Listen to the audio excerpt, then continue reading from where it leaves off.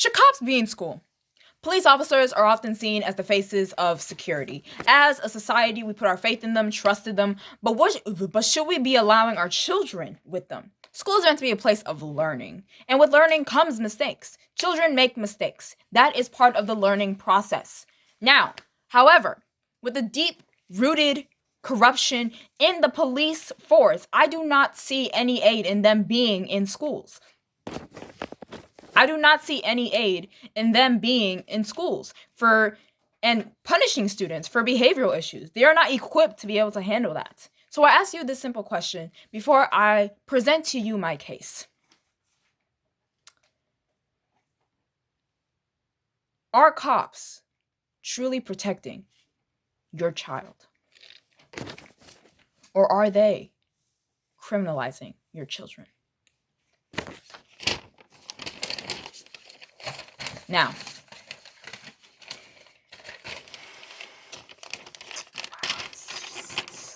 this is sad.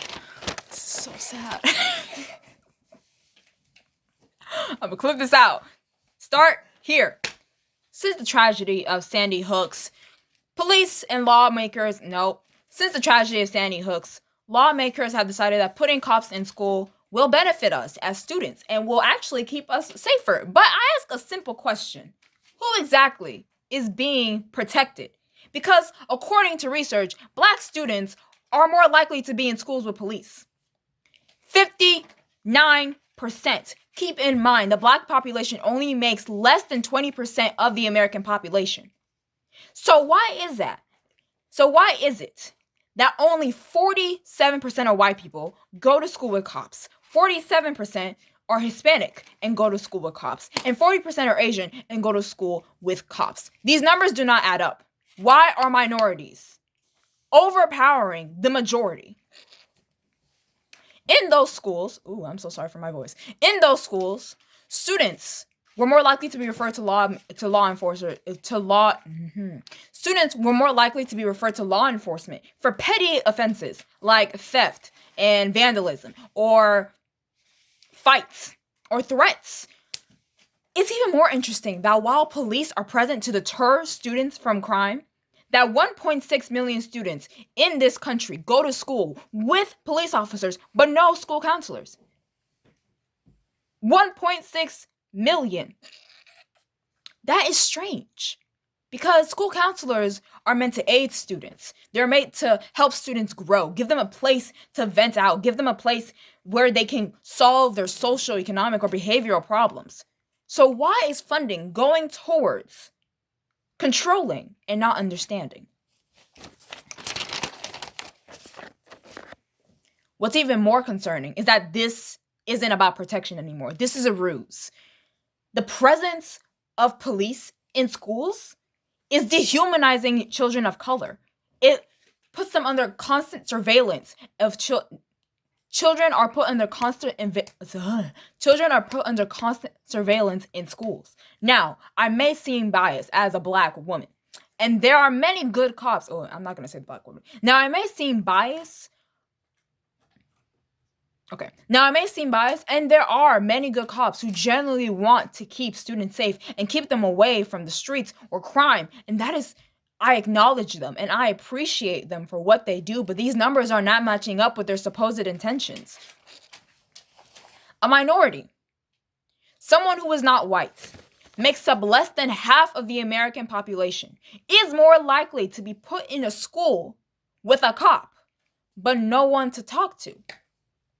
No one to run to. No one who will give them a safe space. Instead, they're being surveyed constantly throughout the entire day. And if they make one wrong move, it could go on their permanent records as a non-serious violent crime.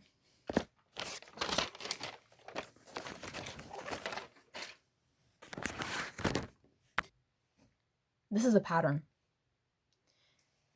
This is a pattern that has been going on, and it's so recent that there are even more of these same instances happening to this day. To name a few, in South Carolina,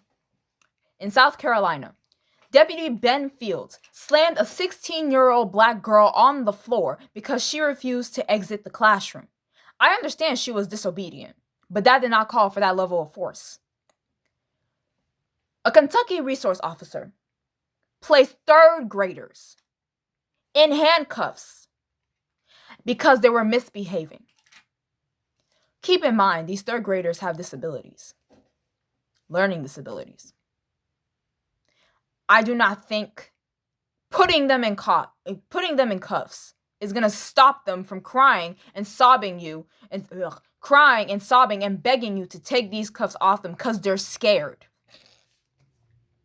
In Louisiana, a middle school 14-year-old boy is signing some papers in the main office.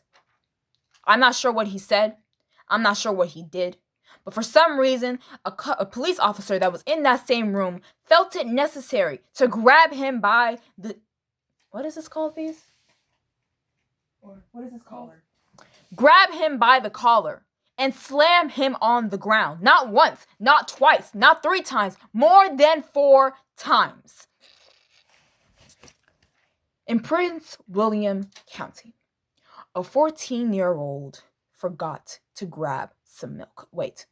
In Prince William County, a police officer accuses a 14-year-old of stealing milk. In Prince William County, a 14-year-old is charged, not even accused, charged with disorderly conduct and petty larceny for stealing milk. A carton of milk. Here's what actually happened. He receives free lunch, free and reduced lunch.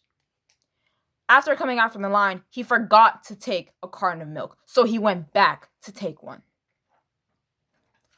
All of this funding towards law enforcement and not enough funding towards social workers, school counselors, student support services.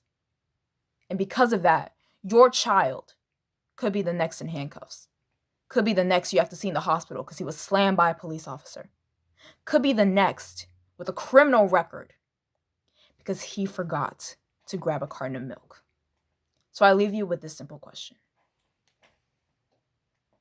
Do you ever want to come to school and see your child next to someone that was meant to save him, protect him, put your child in handcuffs? What's that? Have your child in handcuffs.